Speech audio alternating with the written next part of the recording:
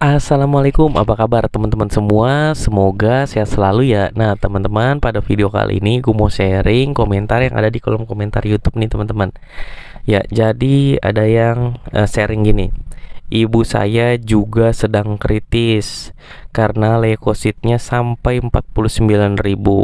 Semoga ada mukjizat dari Allah kesembuhan ibu saya yang sudah 13 hari dirawat di rumah sakit. Ya, semoga diberi kesembuhan, diangkat penyakitnya ya, amin.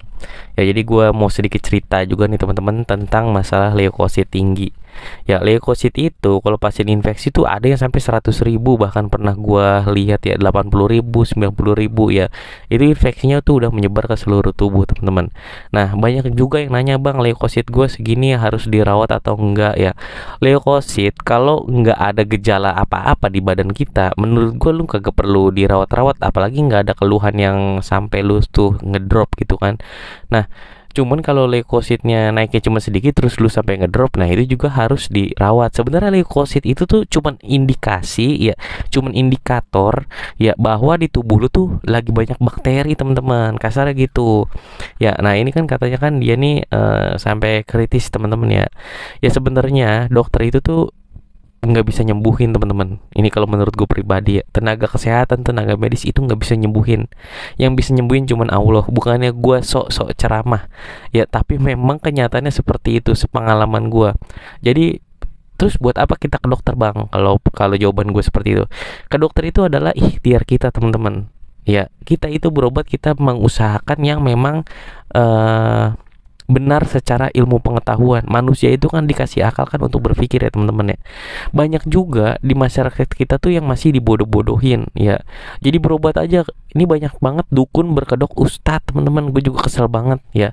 Berobat aja ke ustadz ini minta air. Ngapain sih, teman-teman, dibaca-bacain? Mendingan lu minta air ke orang tua lu, minta doa langsung ke Allah. Ya kan, ngapain kita ke orang, katanya orang-orang pinter ya, itu mah dukun ya, jangan percaya. Apalagi sekarang tuh ada pesulap merah yang ngebuktiin semuanya kalau hal-hal yang gaib yang dukun itu percaya mampu begini begitu itu udah dipatahkan semua sama si pesulap merah ya.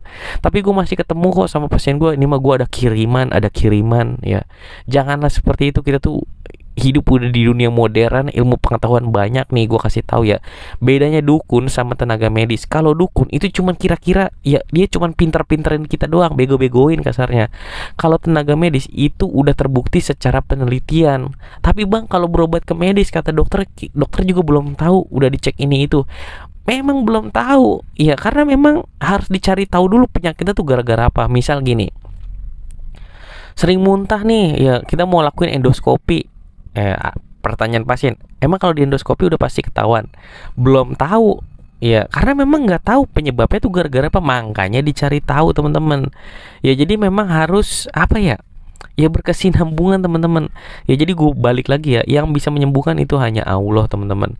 Dan manusia umurnya itu memang udah ada yang ngatur gitu ya. Gue pribadi, gue tuh nggak tahu meninggalnya kapan. Kadang gue juga sedih juga kalau pasien anak meninggal. Gue juga sedih juga gitu kan. Aduh, umur gue bersyukur banget bisa umur ngerasain sampai sekarang ya. Ada yang orang tua meninggal tapi anaknya nggak ada, padahal kelihatan orang kaya ya. Ada yang orang susah meninggal tapi keluarganya solid ya. Semua pembelajaran kita kehidupan. Nah, buat teman-teman yang sedang merawat orang sakit, baik keluarga, saudara ya, semoga jadi amal ibadah teman-teman semua dalam melakukan perawatan orang yang sakit ya. Karena kita nggak tahu kan ujian kita itu apa. Apakah ujian kita sakit, apakah ujian kita kekayaan, apakah ujian kita masalah lain-lain ya. Setiap orang pasti punya ujiannya masing-masing ya. Paling untuk orang yang sakit ya, kita doakan diberikan jalan yang terbaik ya. Karena gue sendiri kalau ada pasien nih kondisinya jelek di rumah, biasanya tuh gue nggak menganjurkan ke rumah sakit. Biasanya kalau emang udah jelek biasanya gue tawarkan ini mau dibawa ke rumah sakit atau enggak itu kan, apa mau di rumah aja ya. Kalau mau di rumah aja ya udah di sini aja, karena ini nanti tiba-tiba pasti akan gue jelasin ada drop, cuman nggak tahu kapan. Nah, terus juga kalau mau dibawa rumah sakit ya sekarang bawa gitu. Cuman di rumah sakit juga belum tentu bisa sembuh dan sehat kembali. Biasanya tuh kelihatan kok teman-teman ya kalau pasien-pasien yang udah komplikasi, prognosisnya kurang baik ya. Kalau dari tenaga kesehatan mah udah pada paham gitu ya. Cuman kan kalau mungkin di orang awam tuh masih bingung ya. Kayak kemarin ya beberapa hari lalu tuh ada pasien minta dirawat lukanya. Pas gue lihat, wah, orangnya masih ngobrol, masih masih ngobrol sama gue, masih bangun gitu kan. Cuman ada beberapa tanda yang ini tuh gawat ya. Jadi gue pegang juga dingin orangnya, terus napasnya juga kurang bagus ya kan. Waktu itu gue nggak ada alat saturasi dan lain-lain.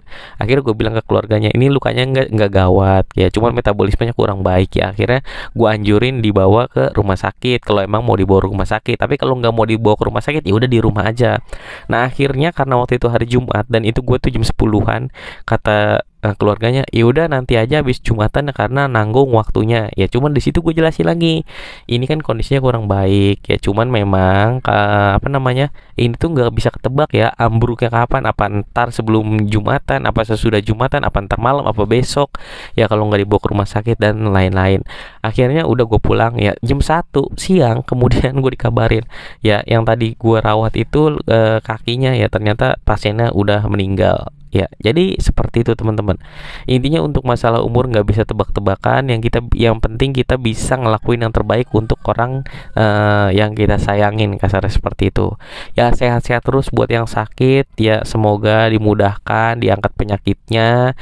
Semoga bisa seneng lagi main sama anak cucunya. Buat yang punya anak cucu, kalau nggak punya, ya semoga bisa menikmati nikmat dari Allah Subhanahu wa taala. Ya buat keluarga sabar terus, ikhlas terus karena apa yang kita lakukan di dunia ini pasti ada balasannya nanti di akhirat. Sekian, wassalamualaikum warahmatullahi wabarakatuh.